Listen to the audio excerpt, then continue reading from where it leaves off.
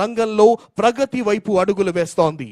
ప్రతి బాలిక ఆకాశమే హద్దుగా దూసుకుపోవటమే గౌరవనీయులైన ఆంధ్రప్రదేశ్ రాష్ట్ర ముఖ్యమంత్రి వర్యులు శ్రీ నారా చంద్రబాబు నాయుడు గారి నేతృత్వంలోని సమర్థమైన ఆంధ్రప్రదేశ్ రాష్ట్ర ప్రభుత్వ లక్ష్యం. చట్ట వ్యతిరేకంగా వివాహాన్ని తలపెట్టిన కుటుంబ పెద్దలను కటకటాల్లో పెట్టారు. చంద్రన పాలనలో శివంగిలా దూసుకు వెళుతున్న బాలల అభివృద్ధి దేశానికే గర్వకారణం.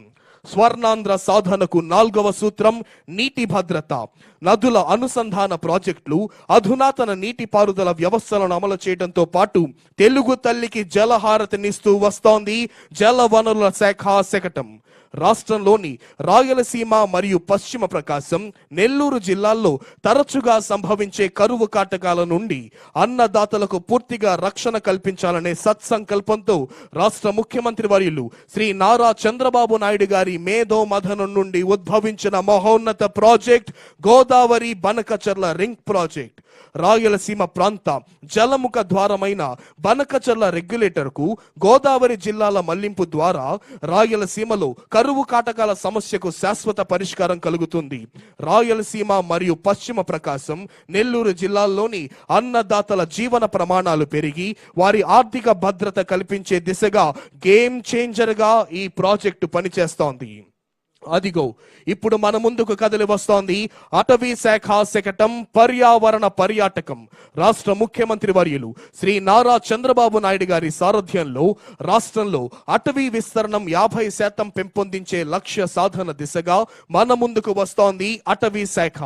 రాష్ట్ర ప్రజలకు మానసిక, శారీరక ఆరోగ్యం మరియు ఆహ్లాదకరమైన వాతావరణాన్ని అందించాలనే లక్ష్యంతో పట్టణాలకు సమీపంలో ఉన్న నగర వనాలను అభివృద్ధి చేసే లక్ష్య సాధనలో భాగంగా ఇప్పటికీ రాష్ట్రంలో ఉన్న 61 నగర వనాలకు అదనంగా మరో 11 నగర వనాలను ఏర్పాటు చేసేందుకు అటవీ శాఖ చర్యలను చేపట్టింది.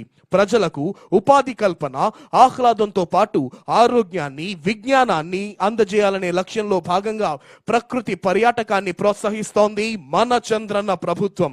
ఇప్పటికే ఏర్పాటు చేయబడిన 48 కమ్యూనిటీ ఆధారిత ఎకో టూరిజం స్పాట్స్ ను మరియు jungle safari, boating, trekking, watch towers, cottages, enforcement education centres ను మరింత అభివృద్ధి పరచడం జరిగింది. స్వర్ణాంధ్ర సాధనకు 5వ సూత్రం రైతు సాధికారత. అధిక విలువైన పంటలను ప్రోత్సహించడం, artificial intelligence, internet of things, డ్రోన్లతో వ్యవసాయాన్ని ఆధునీకరించడం రాష్ట్ర ప్రభుత్వ లక్ష్యం. ఇందులో భాగంగా మన ముందుకు వస్తోంది వ్యవసాయ శాఖ శకటం. రైతు సాధికార సంస్థ RYSS ద్వారా అమలు చేయబడుతున్న ఆంధ్రప్రదేశ్ ప్రజా భాగస్వామ్య ప్రకృతి వ్యవసాయ కార్యక్రమం రైతుల జీవనోపాధిని మెరుగుపరచడం, ప్రజల ఆరోగ్యాన్ని కాపాడటంతో పాటు ప్రపంచ వ్యాప్తంగా వాతావరణ మార్పులకు పరిష్కారం చూపే శక్తివంతమైన మార్గంగా గుర్తింపు పొందింది. ఇది ప్రపంచంలోని అతిపెద్ద ఆగ్రో ఎకాలజీ కార్యక్రమంగా గుర్తింపు పొందింది. APCNF లో జరిగిన సాంకేతిక పరిజ్ఞాన విప్లవాలు ప్రపంచ స్థాయి గుర్తింపును పొందాయి. PMDS, A grade, ATM, drought proofing models చిన్న, సన్నకారు మరియు భూమి లేని రైతులకు ఒక అద్భుతమైన వరంగా మారాయి. ఇప్పుడు మన ముందుకు కదిలి వస్తోంది మత్స్య శాఖ శకటం. అధిక మత్స్య ఉత్పత్తిని, ఉత్పాదకతలను పెంపొందించేందుకు ఆక్వాకల్చర్ కు ప్రోత్సాహం.